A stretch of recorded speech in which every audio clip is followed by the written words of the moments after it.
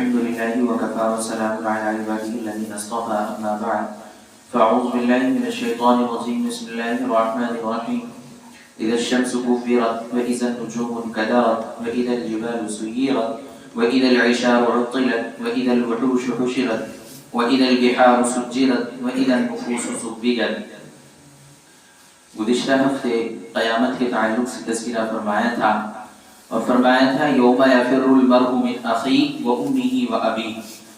قیامت کے دن انسان سب چیزوں کو بھلا دے گا، یہاں تک کہ بھائی اپنے بھائی سے بھاگے گا، اپنے ماں باپ سے بھاگے گا، اپنی بیوی سے بھاگے گا، اپنی اولاد سے بھاگے گا، اور ہر آدمی کو نفس نفسی کا عالم ہوگا، اپنی فکر پڑی ہوئی ہوگی. اس روز بہت سارے چہرے ایسے ہوں گے جو روشن ہوں گے اور خوش و خرم کے ساتھ زندگی گزار رہے ہوں گے، اور بہت سے ایسے ہوں گے ان چہروں کے اوپر کدورت چھائی ہوئی ہوگی، سیاہی ان کے چہروں پر عام ہوگی، اور وہ لوگ جہنمی ہوں گے. آگے اللہ تبارک و تعالی نے چند صورتوں کے اندر بھی جہنم کا تذکرہ فرمایا، قیامت کے تعلق سے ذکر فرمایا ہے، اور فرمایا اذا الشمس کورت، جب سورج بے نور ہو جائے گا. اللہ تبارک و تعالی نے اس سورت کے اندر پہلے تو قیامت کا تذکرہ فرمایا، اس کے بعد قیامت کے بعد قرآن مقدس کا تذکرہ فرمایا، جبرائیل علیہ السلام کے بارے میں بتایا، پیغمبر محمد رسول اللہ صلی اللہ علیہ وسلم کے بارے میں بتایا، اور تفصیل سے جس چیز کا ذکر فرمایا وہ قیامت کا ذکر فرمایا. ایک حدیث میں آتا ہے اللہ کے نبی صلی اللہ علیہ وسلم نے ارشاد فرمایا اگر کسی آدمی کو یہ تمنا ہو کہ وہ قیامت کو اپنی آنکھوں سے دیکھے، چاہیے اس کو کہ اذا الشمس کورت، اذا السماء انفطرت اور اذا السماء انشقت، ان کا مطالعہ کر لیا کرے. یعنی ان تین صورتوں کے اندر قیامت کا بھرپور تذکرہ ہے. قیامت کے اندر جو کچھ ہوگا، قیامت سے پہلے جو کچھ ہوگا، اللہ تعالیٰ نے کھول کھول کر اس میں واضح طریقے سے بتا دیا ہے. اللہ نے اس صورت کے اندر بھی اسی طرح تذکرہ فرمایا، اور فرمایا اذا الشمس کورت، جب سورج بے نور ہو جائے گا.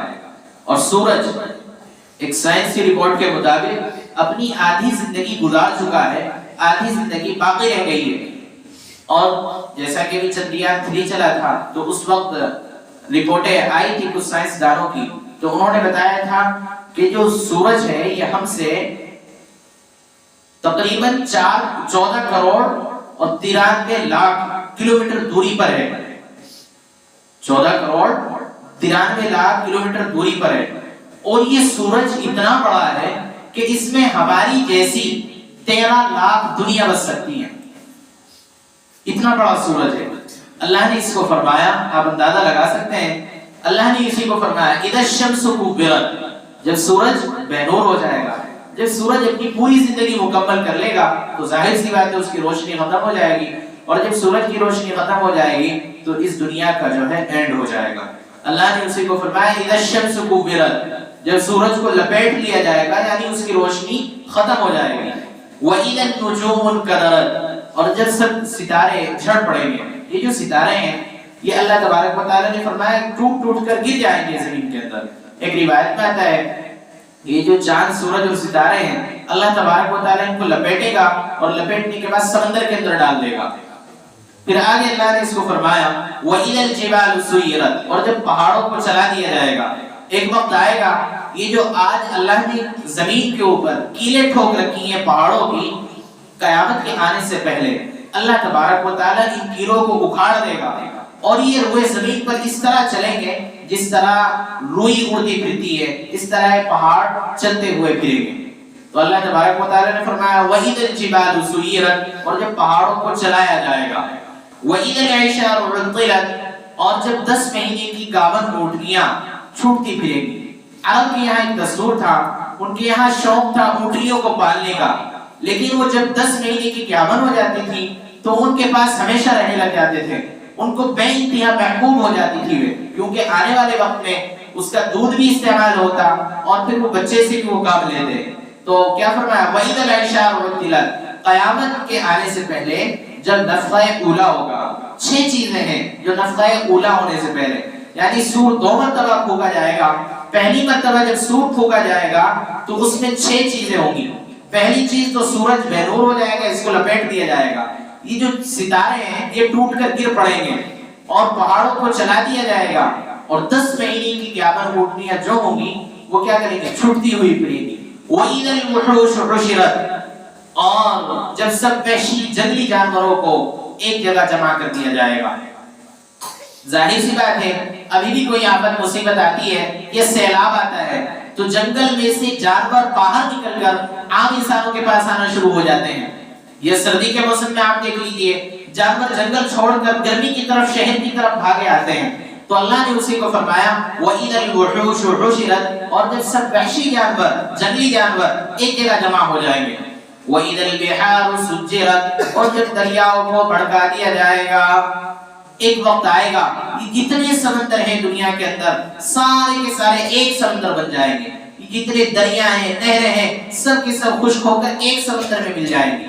اور پھر اللہ تبارک و تعالی نے یہ فرمایا وَإِذَا الْبِحَارُ سُجِّرَتْ، اور جب دریاؤں کو بھڑکایا جائے گا، یعنی کہ ایک وقت آئے گا کہ سارے سمندر کا پانی ایک سمندر کے اندر جمع ہو جائے گا، اور جب ایک سمندر کے اندر آ جائے گا تو پانی جب آپس میں ٹکر مارے گا، تو آج بھی ایسا ہوتا ہے، تو اس وقت بھی چنگاری اس میں سے نکلے گی، کرنٹ بنے گا اس میں۔ ابھی 2016 کے اندر ایک سیلاب آیا تھا تو اس وقت بہت سارے لوگ اسی کرنٹ کی وجہ سے مر گئے تھے۔ تو جب دو پانی آپس میں تیزی کے ساتھ ملتے ہیں تو ان میں کرنٹ پیدا ہوتا ہے، تو اللہ نے فرمایا وَإِذَا الْبِحَارُ سُجِّرَتْ، اور جب دریاؤں کو بھڑکایا جائے گا، تو ایک روایت میں آتا ہے اللہ تبارک و تعالیٰ اس سمندر کو پورے کے پورے جتنی دنیا کے اندر سمندر ہے ایک سمندر میں آ جائے گا، اور پھر اس کے اندر آگ بھڑکائی جائے گی۔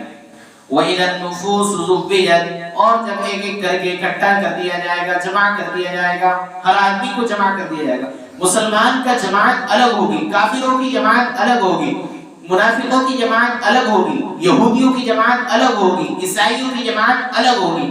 یہ پھر اس کا ایک ترجمہ اس طرح کیا جاتا ہے، اور جب سب روحوں کو ان کے جسموں میں ڈال دیا جائے گا، یعنی جب نفخہ اولا ہوگا، پہلی مرتبہ سور پھونکا جائے گا تو سب لوگ گل جائیں گے، مر جائیں گے، اور فوراً ان کو چینک کی وجہ سے ان کا جو کلیجہ ہوگا وہ منہ کو آئے گا، تو سب کے سب مر جائیں گے۔ پھر اس کے بعد 40 سال تک مستقل ایسے ہی پڑے رہیں گے، اس کے بعد پھر دوبارہ زندہ کیا جائے گا۔ آگے فرمایا وَإِذَا الْمَوْءُودَةُ سُئِلَتْ، اور جب زندہ گاڑی ہوئی لڑکی کو سوال کیا جائے گا بِأَيِّ ذَنبٍ قُتِلَتْ، کس وجہ سے تجھے قتل کیا گیا تھا۔ عرب کے یہاں ایک دستور تھا، اگر ان کے یہاں لڑکی پیدا ہوتی تھی تو وہ اس کو زندہ دفنا دیا کرتے تھے۔ حضور صلی اللہ علیہ وسلم جب اس دنیا کے اندر آئے تو اللہ کے نبی صلی اللہ علیہ وسلم نے اس دستور کو ختم کرایا کہ دیکھو اس طرح نہیں کرنا چاہیے، یہ ایک ظلم ہے۔ تو اللہ نے کیا فرمایا وَإِذَا الْمَوْءُودَةُ سُئِلَتْ، اور جب زندہ گاڑی ہوئی لڑکی سے سوال کیا جائے گا بِأَيِّ ذَنبٍ قُتِلَتْ، کس وجہ سے تجھے قتل کیا گیا تھا۔ یعنی کہ یہ اتنا سنگین جرم ہے، اللہ تبارک و تعالیٰ نے اس کو قرآن مقدس میں نازل فرمایا ہے، ورنہ تو عرب تو بے انتہا گناہ کیا کرتے تھے، شرک بھی کیا کرتے تھے اور بھی بہت ساری چیزیں، بتوں کی بت پرستی وہ کیا کرتے تھے، لیکن اللہ تبارک و تعالیٰ نے ان کا ایک گناہ جو بالکل عام کر کے بتلایا وَإِذَا الْمَوْءُودَةُ سُئِلَتْ، وہ لڑکیوں کو زندہ دفنا دیا کرتے تھے۔ اور ان سے اگر پوچھا جاتا تھا کہ آپ ایسا کیوں کرتے ہیں، کہتے تھے کہ اس کی شادی کرنی پڑے گی، کسی کو اپنا داماد بنانا پڑے گا، اور یہ ہمیں بالکل پسند نہیں، پھر شادی کا خرچہ اٹھانا پڑے گا، خرچہ ہوگا، تو اس وجہ سے ہم اس چیز کو پسند نہیں کرتے۔ تو اللہ نے فرمایا اس وقت سوال کیا جائے گا اس بچی سے کہ تجھے قتل کس وجہ سے کیا گیا تھا، تو وہ کہے گی کہ جی میرے باپ نے مجھے قتل کیا تھا، جس آدمی نے قتل کیا تو اس کا نام بتلائے گی۔ پھر یہ ہے کہ اس سے سوال ہوگا کہ تو نے اس بچی کو قتل کیوں کیا تھا، انصاف دلوایا جائے گا اس بچی کو۔ یہ نہیں چلے گا کہ یہ ہماری بچی تھی، ہم ماں باپ تھے، ہم نے قتل کر دیا تو بس بات ختم ہو گئی۔ اللہ نے فرمایا نہیں، بلکہ سوال کیا جائے گا، انصاف کا ترازو قائم ہوگا۔ وَنَزَعُ الْمَوَازِينَ الْقِسْطَ لِيَوْمِ الْقِيَامَةِ، اللہ تبارک و تعالیٰ انصاف کے ترازو کو اس روز قائم کر دیں گے۔ پھر فرمایا وَإِذَا الصُّحُفُ نُشِرَتْ، اور جب اعمال نامے کھول دیے جائیں گے۔ آیت تو سمجھنے کے لیے بڑی آسانی ہے، کیمرے جگہ جگہ لگے ہوئے ہوتے ہیں، اب جب کیمرے ہوتے ہیں آدمی اگر کچھ کام کرتا ہے تو کیمرے میں ریکارڈ ہو جاتی ہے، سمجھنا آسان ہے۔ جب فرشتے ہم کوئی اچھائی کا کام کرتے ہیں، نیکی کا کام کرتے ہیں یا پھر برائی کرتے ہیں تو فرشتے فوراً اس کو نوٹ کر لیتے ہیں، لکھ لیتے ہیں، اور جب ہمارا انتقال ہو جاتا ہے، ہم اس دنیا سے رخصت ہو جاتے ہیں، تو جو رجسٹر ہوتا ہے اس کو لپیٹ دیا جاتا ہے، پھر کل قیامت کے دن اس رجسٹر کو کھولا جائے گا. اللہ نے اسی کو فرمایا وَإِذَا الصُّحُفُ نُشِرَتْ، اور جب نامہ اعمال کو کھول دیا جائے گا. پھر آدمی مکرہ نہیں سکتا، جھوٹ نہیں بول سکتا، اس وقت وہاں دھوکہ نہیں دے سکتا کہ دیکھو میں نے تو یہ کام نہیں کیا تھا. اللہ نے فرمایا اس وقت تو رجسٹر سامنے آ جائے گا، اچھائی کی ہوگی تو اچھائی اور برائی کی ہوگی تو اس کو بھی واضح کر دیا جائے گا. آگے فرمایا وَإِذَا السَّمَاءُ كُشِطَتْ، اور جب آسمان کی کھال اتار دی جائے گی. آج آسمان ہے، اب اس کے اوپر کو کچھ نہیں لے سکتے، لیکن جب کل قیامت کا دن ہوگا اللہ تبارک و تعالی اس کی کھال کو اتار دے گا اور پھر اوپر کی تمام چیزیں نظر آنے لگیں گی. تو اللہ نے اسی کو فرمایا ہے وَإِذَا الْجَحِيمُ سُعِّرَتْ، اور جب جہنم کو دہکایا جائے گا. جہنم تو آج بھی دہک رہی ہے، دوزخ تو آج بھی اس میں آگ جلی ہوئی ہے، لیکن دستور دنیا کے اعتبار سے میں آپ کو مثال دیتا ہوں. ہم کھانا بناتے، مہمان آتا ہے تو ہم کھانا بنا لیتے ہیں اور کھانا بنا کر رکھ دیتے ہیں، لیکن جب مہمان آتا ہے تو اس کو اور آنچ لگا دیتے ہیں، اس کو اور گرم کر دیتے ہیں تاکہ مہمان کو کھانا اچھا مل جائے. تو اللہ نے فرمایا وَإِذَا الْجَحِيمُ سُعِّرَتْ، اور جب جہنم کو دہکایا جائے گا. یعنی جہنم تو آج بھی دیکھ رہی ہے، لیکن جب جہنمی لوگ جہنم میں جانے سے پہلے طے ہو جائیں گے کہ ہاں یہ لوگ جہنم میں جائیں گے تو اس وقت جہنم کو اور دہکا دیا جائے گا. وَإِذَا الْجَنَّةُ أُزْلِفَتْ، اور جب جنت کو قریب کر دیا جائے گا. جنت تو بہت بڑی چیز ہے، اب اس کو قریب لانے کا مقصد یہ نہیں کہ لوگوں کے پاس اس کو لا دیا جائے گا، بلکہ قریب لانے کا بتانے کا مقصد یہ ہے کہ لوگ اس کو اپنی آنکھوں سے دیکھ لیں گے جنت کو. اس وقت عَلِمَتْ نَفْسٌ مَّا أَحْضَرَتْ، ہر آدمی جان لے گا جو کچھ وہ لے کر آیا ہے. اب کل قیامت کے دن ہر انسان کو پتہ لگ جائے گا جب اس کے اعمال نامے اس کے سامنے ہوں گے. 3 قسم کے لوگ قیامت کے دن ہوں گے. السابقون السابقون، ایک تو سبقت کرنے والے، اور دوسرے ہیں اصحاب الشمال، ان کے اعمال نامے داہنے ہاتھ میں دیے جائیں گے، وہ لوگ جنتی ہوں گے. اور تیسرے ہوں گے اصحاب الیمین، کون؟ جن کے ہاتھ میں بائیں ہاتھ میں نامہ اعمال دیے جائیں گے. اللہ ہم سب کی حفاظت فرمائے. آگے اللہ نے فرمایا فلا اقسم بالخنس الجوار الكنس، سو میں قسم کھاتا ہوں ان ستاروں کی جو پیچھے کو ہٹ جانے لگتے ہیں، سیدھے چلتے رہتے ہیں اور چھپ جاتے ہیں. اللہ تبارک و تعالی نے ان ستاروں کی قسم کھائی ہے. اور پھر آگے قسم کھا کر فرمایا واللیل اذا عسعس، اور قسم ہے رات کی جب وہ جانے لگے، والصبح اذا تنفس، اور قسم ہے صبح کی جب وہ طلوع ہو جائے. انه لقول رسول کریم ذی قوة عند ذی العرش مکین مطاع ثم امین وما صاحبكم بمجنون. اللہ نے قسمیں کھائی ہیں. قسمیں کھانے کے بعد جواب قسم اللہ تبارک و تعالی نے فرمایا انه لقول رسول کریم، یہ جو ہم نے قرآن آپ کے پاس بھیجا ہے ایک معزز فرشتے کا لایا ہوا کلام ہے. یعنی اللہ تبارک و تعالی نے جبرائیل علیہ السلام کی ڈیوٹی لگا دی تھی کہ یہ کلام ہے اللہ تبارک و تعالی کا، یہ آپ کو نبی علیہ السلام پر لے کر جانا ہے. وحی کے ذریعے سے حضرت جبرائیل علیہ السلام لے کر آئے. اسی کو فرمایا انه لقول رسول کریم، یقیناً یہ کلام جو ہے معزز فرشتے کا لایا ہوا پیغام ہے. ذی قوت عند ذی العرش مکین، قوت والا ہے اور عرش کے مالک جو ہے یعنی اللہ تبارک و تعالی کے ہاں اس کا بڑا درجہ ہے. اور حضرت جبرائیل علیہ السلام کی قوت اتنی قوت ہے کہ اللہ تبارک و تعالی نے جب قوم لوط کے بارے میں کہا کہ یہ جو قوم لوط اللہ نے اس کے اوپر عذاب نازل فرمایا تو جبرائیل علیہ السلام کو کہا کہ اس کو اٹھا کر پٹک دیجیے. تو جبرائیل علیہ السلام نے اپنا ایک پر جو ہے اس پر مارا زمین پر، اس کو ایسے آسمان پر اٹھا لیا اور پھر ایسے اس کو زمین پر الٹا کر کے دے مارا. تو اتنی قوت والے ہیں. ایک روایت میں آتا ہے ان کی قوت کا پتہ چلتا ہے کہ ان کی قوت کیسی ہے. جبرائیل علیہ السلام جب اللہ کے نبی حضرت جناب رسول اللہ صلی اللہ علیہ وسلم جنگ احد میں تھے اور آپ صلی اللہ علیہ وسلم کے دندان مبارک شہید ہو گئے تھے، دانت اللہ کے رسول صلی اللہ علیہ وسلم کے شہید ہوئے، تو جیسے ہی ان دانتوں کا خون زمین پر گرنے والا تھا اللہ رب العزت کی رحمت جوش میں آئی اور جبرائیل علیہ السلام کو حکم دیا کہ اے جبرائیل جلدی سے چلا جا، اور اتنی قوت کے ساتھ جانا، اتنی رفتار کے ساتھ جانا کہ جی ہاں اللہ کے نبی صلی اللہ علیہ وسلم کا جو منہ کا خون ہے، یہ دانتوں کا خون ہے، زمین پر گرنے نہ پائے ورنہ آج پوری دنیا کو ہلاک کر دوں گا. اللہ کے نبی حضرت جناب رسول اللہ صلی اللہ علیہ وسلم کا خون زمین پر گرنے سے پہلے حضرت جبرائیل علیہ السلام آسمانوں میں سے اس خون کو اپنے پروں میں سمو لیے تھے. تو اتنی قوت والے فرشتے ہیں. اور اللہ تبارک و تعالیٰ نے فرمایا عند ذی العرش مکین، اللہ تبارک و تعالیٰ کے عرش والے کے یہاں ان کا بڑا مقام ہے، بڑا رتبہ ہے ان کا، بہت بلند مقام ہے ان کا. مطاع ثم امین، ایسا فرشتہ ہے جس کی اطاعت بھی کی جاتی ہے، وہاں پر اس کی اطاعت ہوتی ہے. تمام فرشتوں کے سردار ہے. ثم امین، پھر وہ ایسا فرشتہ ہے جو امانت دار بھی ہے، یعنی جو وحی لانے پر ہم نے ان کو مامور کر دیا ہے وہ وحی اپنی بالکل مکمل طریقے سے لا رہے ہیں، اس میں کوئی خیانت انہوں نے نہیں کی ہے. وَمَا صَاحِبُكُمْ بِمَجْنُونَ، اور آپ کے ساتھی دیوانے نہیں ہیں، پاگل نہیں ہیں. ایک الزام لگایا جاتا تھا اللہ کے نبی حضرت جناب رسول اللہ صلی اللہ علیہ وسلم پر کہ نعوذ باللہ یہ تو پاگل ہے، مجنون ہے، دیوانہ ہے.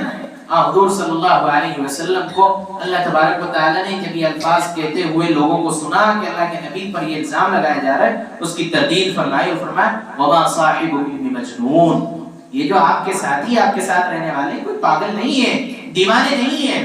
یہ آپ سے 40 سال پہلے بھی تو آپ کے ساتھ میں رہتے تھے، جب تو آپ کی کوئی دیوانگی نظر نہیں آئی، جب کوئی ان کی قول و فعل میں آپ کو کوئی تردید آپ نے نہیں کی. تو اللہ نے کیا فرمایا ہے یہ کوئی دیوانے نہیں ہے. وَلَقَدْ رَآهُ بِالْأُفُقِ الْمُبِينِ، اور تحقیق اس نے ان فرشتوں کو دیکھا بھی ہے. کہاں پر؟ آسمان کے صاف کنارے پر. اللہ کے نبی حضرت جناب رسول اللہ صلی اللہ علیہ وسلم کوئی کاہن نہیں کہ الٹی سیدھی باتیں آپ کو بتا دیں نعوذ باللہ، بلکہ وہ ایک بعض فرشتے کو انہوں نے دیکھا بھی جو پیغام لے کر آتا ہے.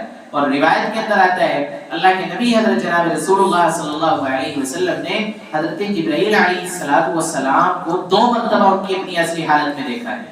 2 مرتبہ اپنی اصلی حالت میں دیکھا ہے. ایک مرتبہ تو اللہ کے نبی حضرت جناب رسول اللہ صلی اللہ علیہ وسلم مکہ مکرمہ کے اندر تھے، ایک محلے کے اندر، وہاں پر دیکھا کہ آسمان کے اوپر فرشتہ ہے حضرت جبرائیل علیہ السلام. تو ان کی 600 پر تھے. کتنے؟ 600 پر تھے حضرت جبرائیل علیہ السلام. اور ایک مرتبہ سفر معراج میں سدرۃ المنتہا کے مقام پر اللہ کے نبی حضرت جناب رسول اللہ صلی اللہ علیہ وسلم نے حضرت جبرائیل علیہ السلام کو ان کی اصلی حالت میں دیکھا ہے، اصلی شکل میں دیکھا ہے. تو فرمایا کہ یہ جو پیغمبر محمد رسول اللہ صلی اللہ علیہ وسلم کے پاس فرشتہ وحی آتا ہے، اللہ کے نبی نے ان کو خود اپنی آنکھوں سے دیکھا ہے آسمان کے صاف کنارے پر. وَمَا هُوَ عَلَى الْغَيْبِ بِضَنِينٍ، اور وہ غیب کی باتوں پر بخل کرنے والے بھی نہیں ہیں.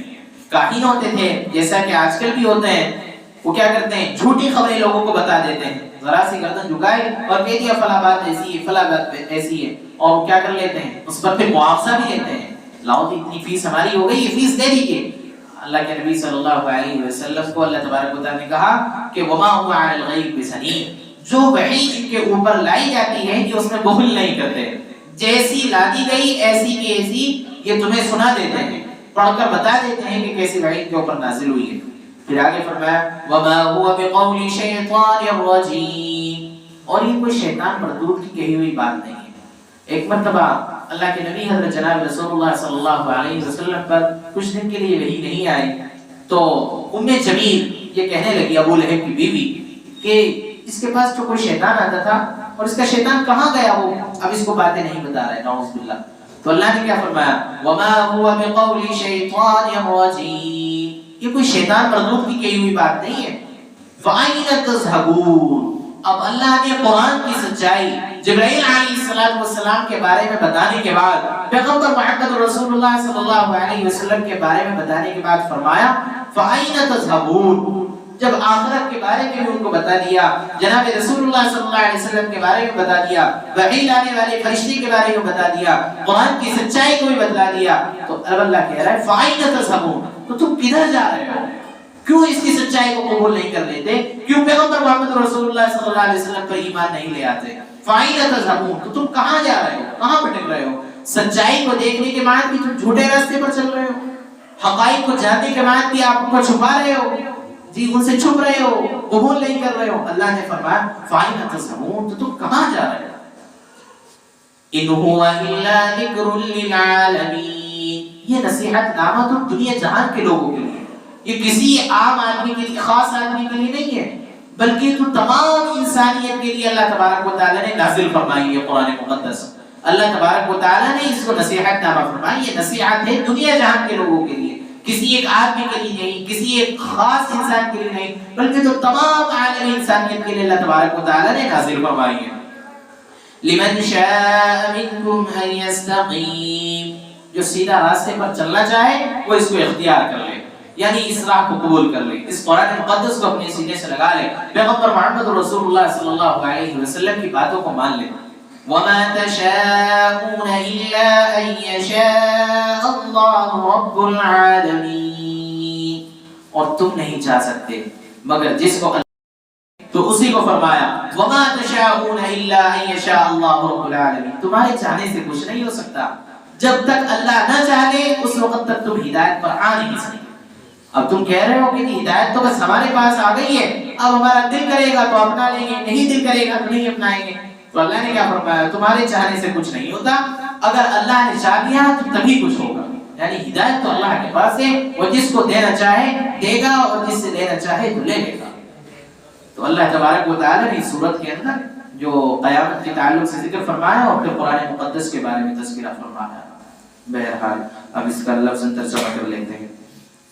بسم اللہ الرحمن الرحیم، شروع کرتا ہوں اللہ کے نام سے جو بڑا مہربان نہایت رحم کرنے والا ہے۔ اذا الشمس كبرت، جب سورج بے نور ہو جائے گا، واذا النجوم انكدرت، اور جب سب ستارے جھڑ پڑیں گے، واذا الجبال سيرت، اور جب پہاڑوں کو چلا دیا جائے گا، واذا العشار عطلت، اور جب 10 مہینے کی گابن اونٹنیاں چھوٹتی پھریں گی، واذا الوحوش حشرت، اور جب سب وحشی جانور اکٹھے ہو جائیں گے، واذا البحار سجرت، اور جب دریاؤں کو بھڑکا دیا جائے گا، واذا النفوس زوجت، اور جب ایک ایک نفس کو ملا دیا جائے گا، وَإِذَا الْمَوْءُودَةُ سُئِلَتْ، اور جب زندہ گاڑی ہوئی لڑکی کو سوال کیا جائے گا، بِأَيِّ ذَنبٍ قُتِلَتْ، کس گناہ پر اس کو قتل کیا گیا تھا، وَإِذَا الصُّحُفُ نُشِرَتْ، اور جب نامہ اعمال کو کھول دیا جائے گا، وَإِذَا السَّمَاءُ كُشِطَتْ، اور جب آسمان کو کھول دیا جائے گا، وَإِذَا الْجَحِيمُ سُعِّرَتْ، اور جب جہنم کو دہکایا جائے گا، وَإِذَا الْجَنَّةُ أُزْلِفَتْ، اور جب جنت کو قریب کر دیا جائے گا، عَلِمَتْ نَفْسٌ ما احضرت، ہر انسان جان لے گا جو کچھ لے کر وہ آیا ہے۔ فلا اقسم بالخنس الجوار الكنس، سو میں قسم کھاتا ہوں ان ستاروں کی جو پیچھے کو ہٹنے لگتے ہیں، سیدھے چلتے رہتے ہیں اور چھپ جاتے ہیں۔ واللیل اذا عسعس، قسم ہے رات کی جب وہ جانے لگے۔ والصبح اذا تنفس، اور قسم ہے صبح کی جب وہ طلوع ہو جائے۔ انہ لقول رسول کریم، یقیناً یہ معزز فرشتے کا لایا ہوا کلام ہے۔ ذی قوت عند ذی العرش مکین، قوت والا ہے مالک عرش کے نزدیک جو ہے مرتبے والا ہے۔ مطاع ثم امین، وہاں پر اس کی اطاعت کی جاتی ہے اور پھر وہ امانت دار بھی ہے۔ وما صاحبکم بمجنون، اور آپ کے ساتھ رہنے والے پاگل نہیں ہیں، دیوانے نہیں ہیں۔ ولقد رآہ بالافق المبین، تحقیق کہ انہوں نے اس کو صاف کنارے پر دیکھا ہے آسمان کے۔ وما هو على الغيب بضنين، اور وہ غیب کی باتوں پر بخل بھی نہیں کرتے۔ وما هو بقول شیطان رجیم، اور وہ شیطان مردود کی کہی ہوئی بات بھی نہیں ہے۔ فأين تذهبون، تو پھر تم لوگ کدھر جا رہے ہو؟ ان هو الا ذکر للعالمین، یہ تو دنیا جہان والوں کے لیے نصیحت نامہ ہے۔ لمن شاء منکم ان یستقیم، جو سیدھے راستے پر چلنا چاہے اختیار کر لے۔ وما تشاءون الا ان يشاء الله رب العالمین، اور تم نہیں چاہ سکتے مگر جو اللہ رب العالمین چاہے۔